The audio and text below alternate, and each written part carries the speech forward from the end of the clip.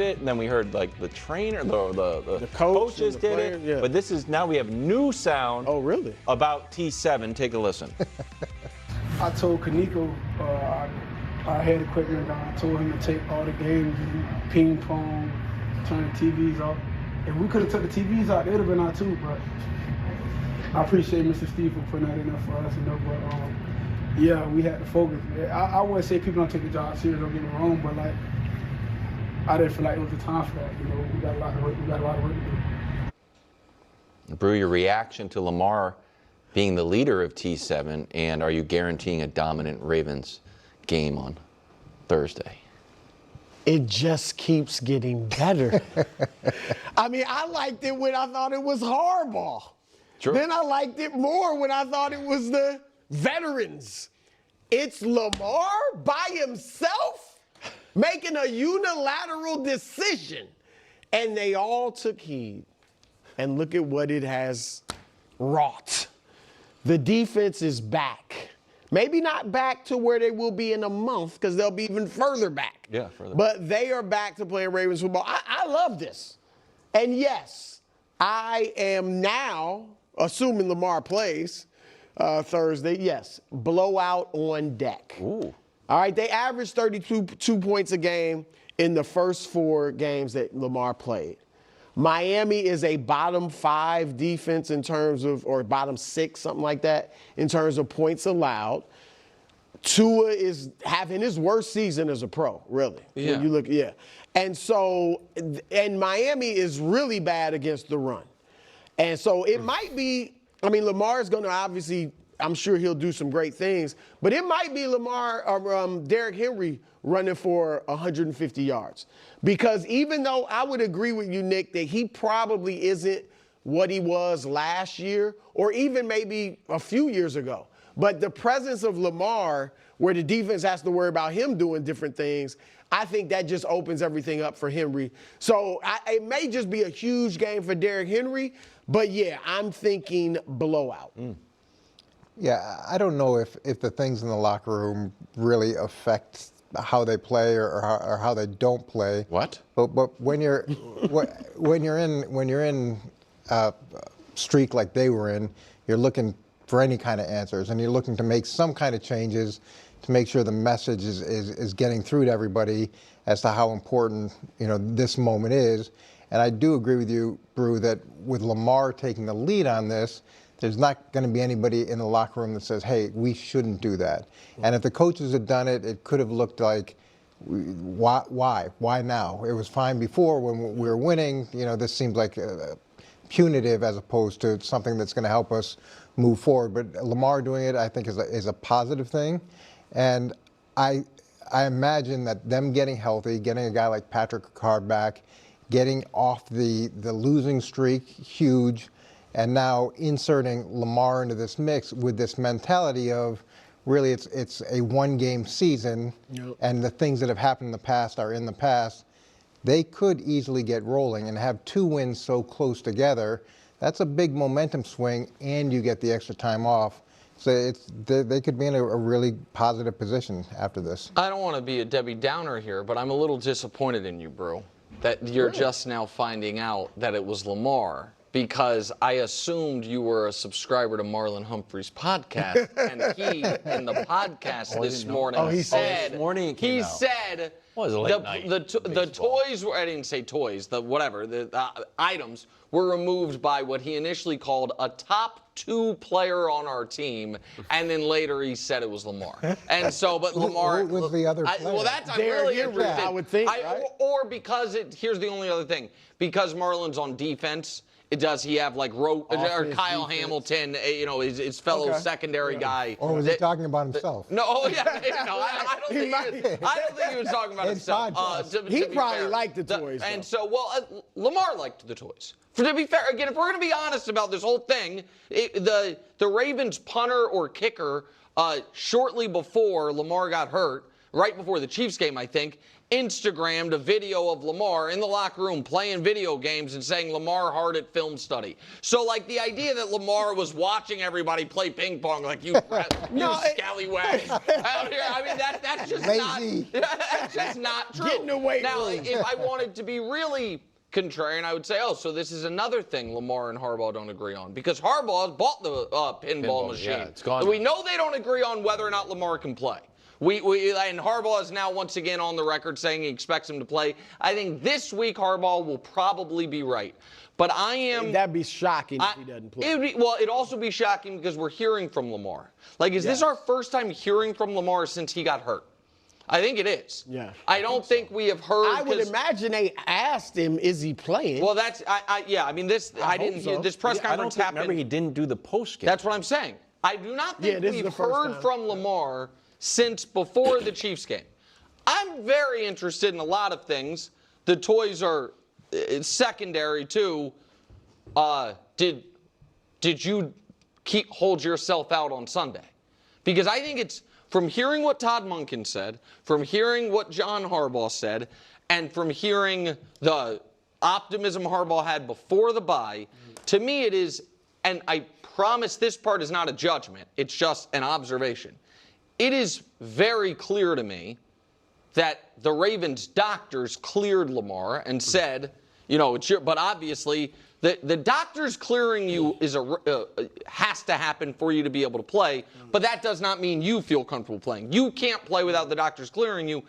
It appears to me for the at least second, if not third time when Lamar has been hurt over the last few years, the Ravens doctors are like, we think he's good, told Harbaugh that, and Lamar said, I'm not. Now, maybe the Ravens team doctors are overly optimistic, and Lamar knows his body, and nobody, and I am not, and I'm not even doing it like a wink and a nod, nobody doubts Lamar's toughness. You don't play his style of football without being tough. But that, to me, is a real disconnect. And if, Brew, you're wrong that the Ravens' season is going to turn around, when they are deciding what changes to make at the end of the year, I think the fact that Lamar and Harbaugh are never on the same page about Lamar's health is going to be a significant mark in the column of evidence as to do we need to make a significant change at coach. No, that has nothing to do with anything. That they're never on the same page with their health. Come on, man. This... Oh, brother. Okay. Listen. First off, you have to understand how doctors' conversations unfold. As someone who's unfortunately had a lot of interactions with a lot of doctors, both for myself and with my parents and whatnot, pretty well versed in the art of being injured, getting surgeries, etc., etc., etc. Whether it's, again, through myself or through technically a third party. You can get cleared. A doctor can say, listen, you're cleared to play. You're cleared to play. But, listen, it's on the table to tweak. I think technically it would probably be better for you to rest for another week. I think another week will do you a lot better, blah, blah, blah, blah. But yes, technically you by the letter of the law, you are cleared. And doctors especially are very regimented. And because of liabilities and all that, like everything has to be like really well documented and pretty exact. I broke my clavicle and it was not healing. It's called a non-union. And they were like, well, maybe it's a delayed union. And the doctors literally, the one doctor who I had multiple doctors, he would not move. He would not make a move because he was just like, by the letter of the law, I cannot classify this as a delayed union or a non-union yet. I have to wait X amount of days. Like, even though everyone's like, this is not healing, it's just like, I can't, because then if something else changes and he makes a move just based off his own, he says, oh, go get surgery or something, and then now there's complications with surgery, and I go, you told me my clavicle wasn't healing, and he's like, yeah, and now another doctor was like, well, technically it was not, you couldn't have you couldn't have medically diagnosed it as a non-union yet, like you did that too soon, and it's just like becomes a whole song and dance. So the whole clearing versus should you play, should you not, your own body, like Lamar Jackson's obviously a monster, Lamar Jackson's obviously a beast, so like my whole point is like having this messy type of conversation only does that. It only makes a mess. And when Nick is like, listen, I'm not challenging or trying to do a wink and a nod, it's just like, no. Like that's like, it's just the bringing it up to me just creates more nonsense than it should. And the whole toys and removing, ping pong and video games and whatnot. I do think that could have an impact on momentum and energy and focus, right? If you're not good enough, you're not good enough. Removing the toys and all that isn't going to do much. But sometimes you need a wake up call. You really do. These are human beings with all different lives. They're all going through different things. Some of them are 100% focused on football. Some of them, we don't even know. They're going through a breakup. They're falling in love. They're having their kid is sick. Like you just have no idea. These are human beings with an array of complex emotions. And sometimes you need a wake up. Sometimes you need something to be like, hey, like let's go. Come on. Right? Like coaches, anyone who's played a sport knows that. And sometimes you need that. And so to see Lamar Jackson do that is great. That's great leadership. And when he was on, what was it, with Kevin Hart or whatever, when he was like in a hot tub with him or ice bath or whatever, where he talked about how he needs to be a better leader. And I forget what it was. It was either First Things First or The Herd, where they were like, oh my God, like that's the thing that he needs to be better at. Like that's not the thing that he needs to be. And they kind of like downplayed it. And I was like, no, like that's great for him to say that, for him to believe that he needs to be a better leader and that he wants to be a better leader. And so to see him now actively doing those types of things, it's well deserved. And I see it as productive. And yeah, if Lamar Jackson is fully healthy and, or as healthy as you could ask him to be, it's the same view that I had going into against the Bears, where as long as it's not one of those weird situations where Lamar's like on the sideline and you have a medical treatment like kind of looking at him and he's like answering questions and there's like that whole back and forth and you start seeing Huntley like warming up on the sidelines, but Lamar still kind of goes out. Just one of those weird like, is he healthy? Is he not? What's the story? Or when you're watching him play and you're like, that's not the Lamar that we know. If Lamar's out there and he's playing at a high level in terms of just health-wise, because I expect him to be at a high level performance-wise, but just health-wise, he's there, he's right, he's ready to go. Yeah, I am guaranteeing a win against the Miami Dolphins, absolutely, positively. It'll be interesting to see what the game plan is. It'll be interesting to see again, like how much what's the confidence level in Lamar? Because listen, a lot of these injuries, especially hamstrings and whatnot, like they linger and they can be very, very easily re-aggravated. Very easily. It's like you could be like 95% and now you can go back out there, but you gently re-aggravate it. Now you have to miss another 4 weeks. So that is why the hamstrings and kind of like the calf issues, because of the main issue of you being able to obviously tear your Achilles, like those are injuries where it's just like, you kind of got to tiptoe around. Like it's tough. It's tricky. It really is. It's a lot more complicated and less straightforward.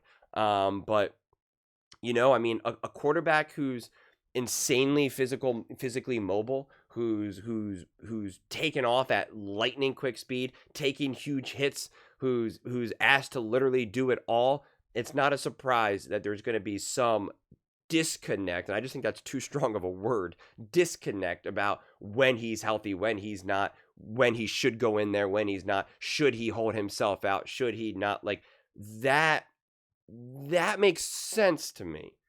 That makes sense. I don't expect the medical team and coaching staff to really understand what Lamar needs from his body to be Lamar. And it's when you're telling that someone else is healthy or that they can play, it's like, the old saying of just like, oh, it's easy to spend someone else's money, right? It's easy to spend someone else's money or count their pockets. And it's just like, it's really easy to make make statements about someone else's health. They did that about Dak Prescott.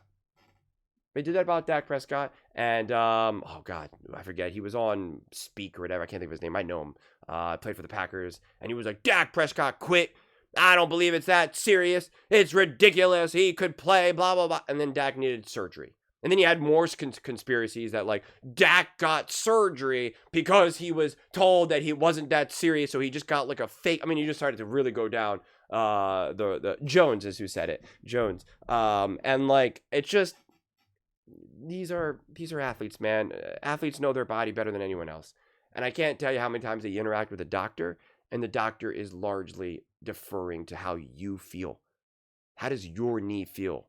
You know, when you say, should I get surgery? Should I not? You're like, you know, I can show you what both outcomes can potentially lead to. But like right now, my clavicle is not healed. It's a non-union. And that's just the way it is. And you can live your rest of your life that way. But it's like, if I go to a doctor and I say, should I go get surgery? Should you go in there? You have to rip it up. You got to rough it up. You put it together, you put a big metal plate on it, potentially 2 plates. I had one doctor would do 1 plate that was thicker, another doctor that would do 1 plate here, 1 plate like underneath it. And like the conversation is like, yep, this is exactly what you do because it's 1 + 1 = 2.